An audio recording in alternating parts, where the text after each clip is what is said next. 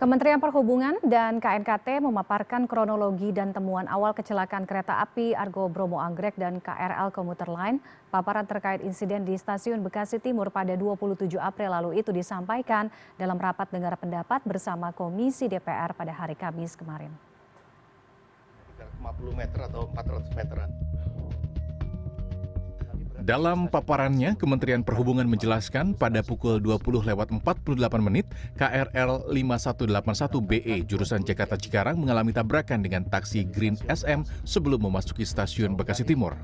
Lalu timbul kerumunan warga untuk menyaksikan kecelakaan tersebut. Pada pukul 20.49 KRL 5568A jurusan Cikarang tiba di stasiun Bekasi Timur. Kedatangan KRL 5568A ini terlambat 9 menit dari jadwal seharusnya. KRL yang sempat berangkat terhenti karena adanya kerumunan orang melihat peristiwa kecelakaan kereta dan taksi tersebut. Selanjutnya, kereta api Argo Bromo melintasi stasiun Bekasi pukul 20.51 lebih awal 3 menit dari jadwal dengan kecepatan 108 km per jam.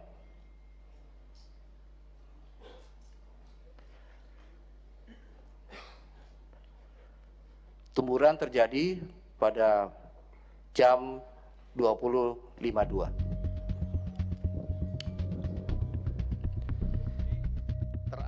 Dalam temuan KNKT, setelah dilakukan simulasi pelayanan kereta api atau train stepping pada Equipment Room Station Bekasi dan simulasi lapangan pasca kejadian dengan skenario rute perjalanan kereta api Argo Bromo Anggrek berjalan langsung dari jalur 3 stasiun Bekasi.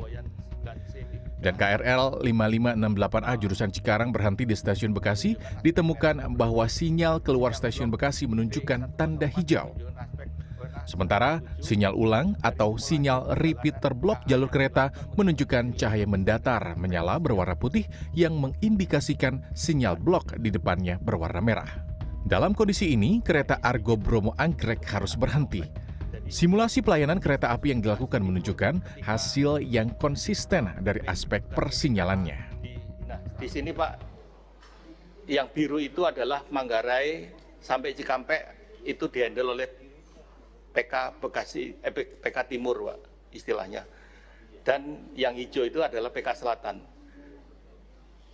PK Timur menghandle antara Manggarai sampai Cikampek untuk kereta KRL dan kereta jarak jauh. Tapi komunikasi yang terjadi di KRL di Timur itu dilakukan oleh PK Selatan. Nah, ini yang bikin jeda agak terlalu lama karena PK Selatan harus memberitahu kepada Chief memberitahu kepada PK Timur untuk mengkontak masinisnya. Ini yang juga perlu ada perbaikan, Pak.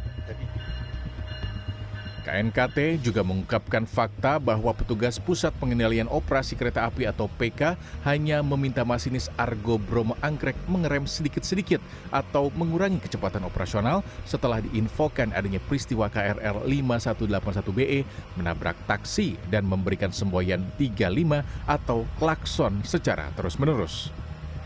Hal ini menyebabkan pengereman kereta api tidak terjadi secara maksimum. Berdasarkan data logger lokomotif, tabrakan kereta terjadi di kecepatan antara 40 hingga 60 km per jam. Selain masalah jalur komunikasi, petugas Pusat Pengendalian Operasi Kereta Api atau PK yang berbelit, KNKT juga menyoroti faktor eksternal. Pandangan masinis terhadap sinyal pengulang terganggu akibat polusi cahaya dari lampu permukiman dan pasar di sekitar jalur rel.